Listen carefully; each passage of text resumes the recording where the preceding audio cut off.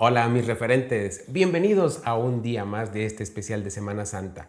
Y el día de hoy estaremos tratando el martes de controversias.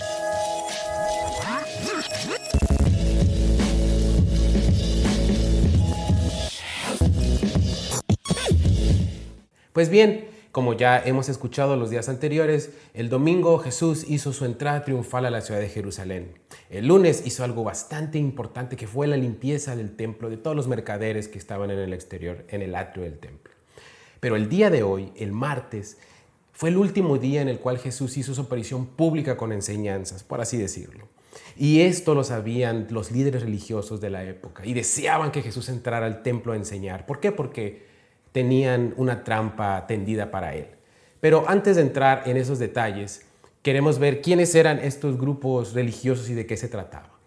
Pues tenemos a los fariseos, tenemos a los saduceos y a los herodianos.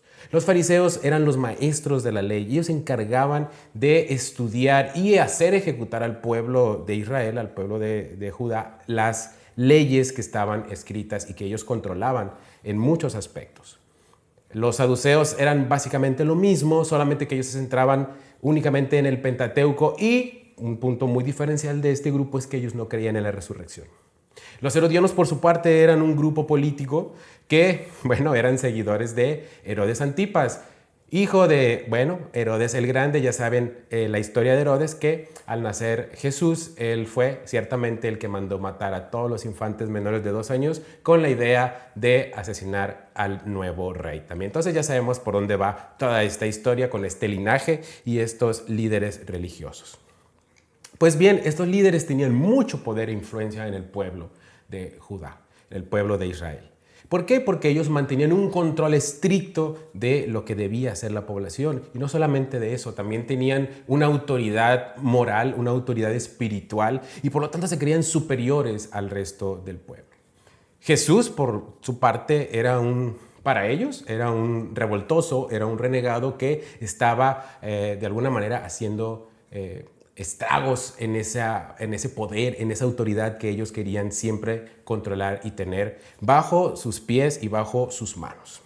Pues bien, como Jesús era una amenaza para estos grupos, habían determinado que era el momento ya de prenderlo. Sin embargo, como la popularidad de Jesús iba en incremento y en ese momento estaba en su punto más álgido, pues no querían, debido a ese estatus moral y a esa proyección que tenían de ellos mismos hacia la sociedad, no querían verse como los malos del cuento, vaya. Entonces querían hacer que Jesús cayera en sus trampas para que, por así decirlo, él solo, diera los argumentos necesarios para que lo pudieran prender.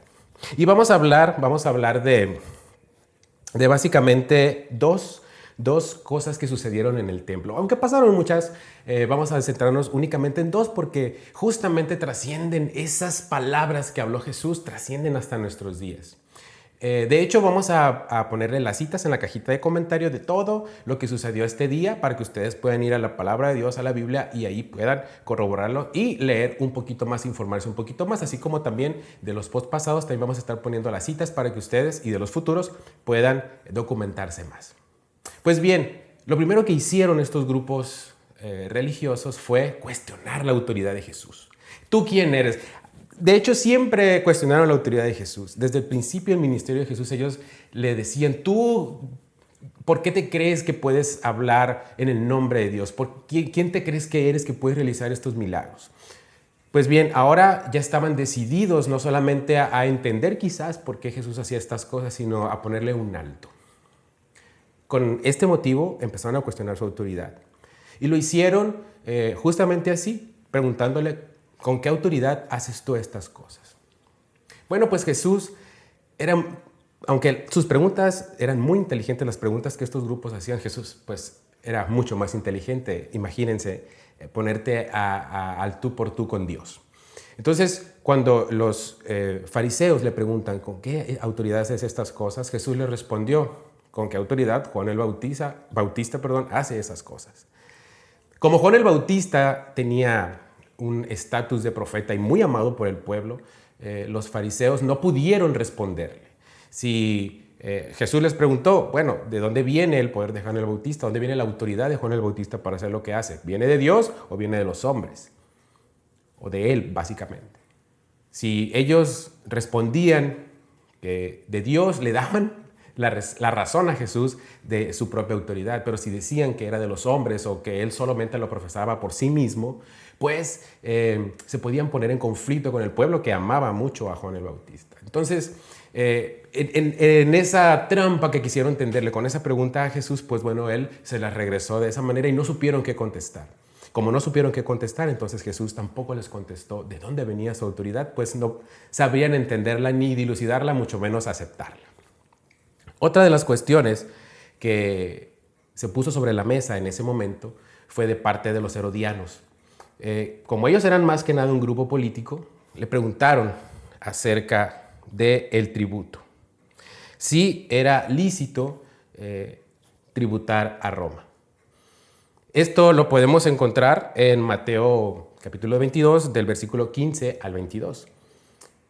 En ese momento, cuando le preguntan, querían evidentemente atraparlo en esa, dependiendo de la respuesta, porque si Jesús decía que era correcto pagar impuestos a Roma o pagarle tributo al emperador romano, pues estaría diciendo que, o negando a Dios prácticamente.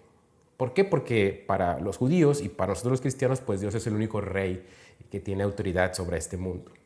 Pero si Jesús decía que no era correcto pagar impuestos a Roma, pues los herodianos lo estarían acusando de rebeldía, lo cual pues sería un arresto automático de parte del gobierno romano.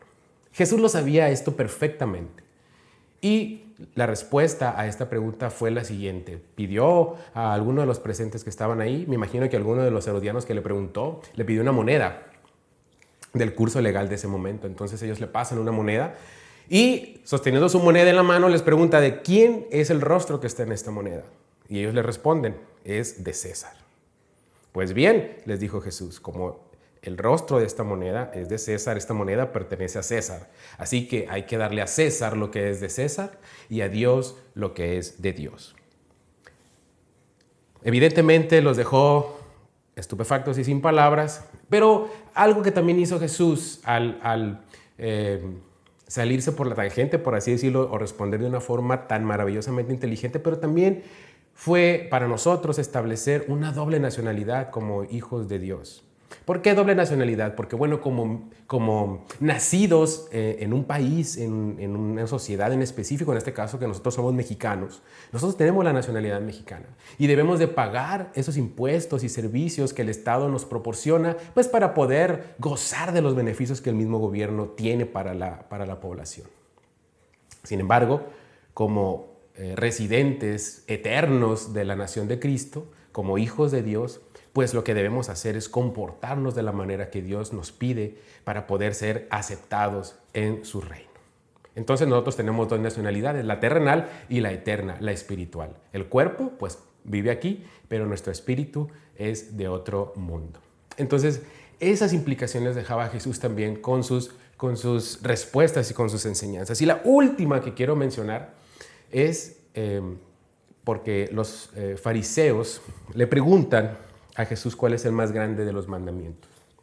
Y Jesús, bueno, tomando en cuenta que los fariseos eran los maestros de la ley y tenían más de 600 leyes que ellos aplicaban al pueblo judío, imagínense 600 leyes que los judíos tenían que saberse y atender y ejecutarlas todos los días, o si no, tener cuidado de no incurrir en ninguna de ellas. Entonces ellos siempre debatían cuál de todas esas era la más importante, cuáles eran menores, cuáles eran mayores. Sin embargo, pues aquí Jesús les responde con dos mandamientos y les responde con la misma ley en Deuteronomio 6:5 y Levítico 19:18.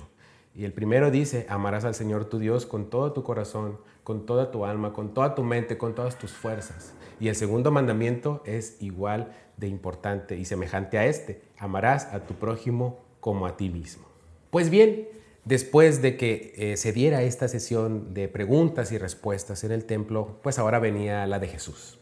Y Jesús le habló a su gente, le habló a los fariseos, le habló a todos estos líderes, grupos de líderes religiosos y a todos los que estaban allí para escucharle, de la forma en la que Jesús estaba acostumbrado a hablar, y esto es con parábolas. No voy a hablar de todas las parábolas porque no acabaríamos en todo el día hablando de estas parábolas que habló Jesús en el templo. Sin embargo, sí quiero recalcar que en estas parábolas, sobre todo, iban dirigidas a los líderes religiosos. En cada una de ellas se menciona la hipocresía. Realmente Jesús descubrió los planes de estos líderes a través de esas parábolas. Los desenmascara como unos hipócritas que aplican las leyes hacia el resto del pueblo, pero ellos no las aplican para sí mismos.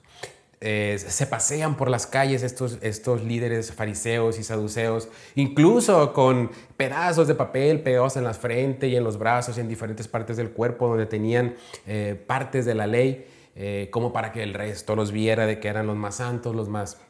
¿Sí me explico? Sin embargo, eran, como él los llamó, sepulcros blanqueados, muy bellos por fuera, pero por dentro llenos de inmundicia y podridos. Porque realmente así funcionaba la sociedad de la cúpula de poder religioso de esa época, que controlaban estos dos grupos. De igual manera, los políticos no se quedaban atrás, y yo creo que es una analogía muy similar a lo que estamos viviendo hoy en día. Esto lo hizo Jesús con ese grupo de parábolas. Los expuso como hombres únicamente preocupados por el cumplimiento y la ejecución de la ley del resto del pueblo de Judá, del pueblo de Israel. Sin embargo, ellos, pues como el brazo ejecutor, el que tenía el mazo del juicio, no aplicaba para ellos. Claro que vivían en una opulencia y tenían muchos privilegios. Eso también lo expuso a través de esas parábolas. Incluso a través de una parábola o de varias, los expuso también como los asesinos del Mesías, y desenmarañó y desenmascaró el plan que ellos tenían para matar a Jesús. Posteriormente, cuando se da esas lecciones de Jesús a través de las parábolas, bueno, pues sale del templo y va al Monte de los Olivos y da una prédica final al pueblo de Judá. Allí habló acerca del fin de los tiempos. Y es muy importante porque hizo mención Jesús en esa prédica de que, a resumidas cuentas, debemos de preocuparnos mucho menos por la fecha exacta de la llegada, de la venida, del regreso del Mesías. Y me hace estar pendiente de cómo nosotros vamos a estar listos y preparados para cuando Él venga. Porque Él lo dijo muy claro y se lo dijo a sus discípulos. Nadie lo sabe, ni los ángeles del cielo, ni siquiera Él, el Hijo del Hombre, sabía el día, ni la fecha, ni la hora exacta en la cual regresaría a la tierra. Solamente lo sabe Dios. Es el único que sabe en qué momento es el apropiado, qué momento es el oportuno. Y nos invita, Jesús, nos invita desde ese día que fue el último sermón hasta nuestros días, nos invita a estar preparados para ese día cuando Él llegue y que no nos agarre detrás de la puerta, como decimos aquí. También nos invita a Jesús, ya esto un poquito más adelante, cuando habla con sus discípulos, porque Jesús habla de que habrá señales que anuncian su venida. Sin embargo, también nos dice que no nos preocupemos por las señales y que tengamos cuidado de los falsos profetas que vendrán. Porque mientras más estamos intentando interpretar las señales de su venida, más vulnerables nos volvemos a ser engañados. Y habrá quienes se proclamen a sí mismos como los nuevos Mesías. Habrá quienes tengan ese carisma e incluso se presenten con esa autoridad de poder espiritual. Sin embargo, ellos no serán el Mesías. Nosotros debemos estar preparados, y Jesús nos da una clave muy importante para saber diferenciar y discernir de los falsos profetas, del verdadero Mesías que vendrá a redimirnos en una segunda venida. Y no es otra más que amar a Cristo, aferrarnos a Él y estar en comunión constante con Dios a través del ayuno, a través de la oración y del estudio de su palabra. Y al final, y ya para finalizar este día, martes de controversia, Jesús nos habla del juicio final, de cómo Dios separará las cabras de las ovejas y a quienes mandará a la izquierda, a los que no reconoce como sus hijos los pondrá a su izquierda y a los que reconoce como sus hijos a la derecha. Y vuelve Jesús a decirnos la clave, cómo poder estar a la diestra del Señor. Y nos dice que la clave para ser un siervo escogido es servirle primeramente a Él. Y nos remontamos, fíjense bien, nos remontamos incluso a la respuesta que le dio a los fariseos cuando le preguntaron cuál era el más grande de los mandamientos. Si leemos Deuteronomio 6:5, ahí encontraremos la forma en cómo servirle a Dios, amándolo con toda nuestra mente, con nuestro corazón, con todas nuestras fuerzas. Y la otra clave, el complemento de esa fórmula para que el Señor nos escoja como sus hijos, es servir a otros, tener la actitud de misericordia y de bondad, sobre todo para aquellos que más lo necesitan. Y ahí se complementa la segunda parte del mandamiento más importante, en Levítico 19:18, que ya lo mencionamos también atrás. Ama a tu prójimo como a ti mismo. Con eso se resumen la ley y los profetas, y con eso tenemos la clave para ser hijos de Dios y que cuando venga el juicio final nos pueda poner a su diestra. Con esto concluimos el estudio de martes de controversia de Semana Santa, y mi deseo es, referentes, que el Señor los bendiga y no se desconecten de este podcast. Hasta luego.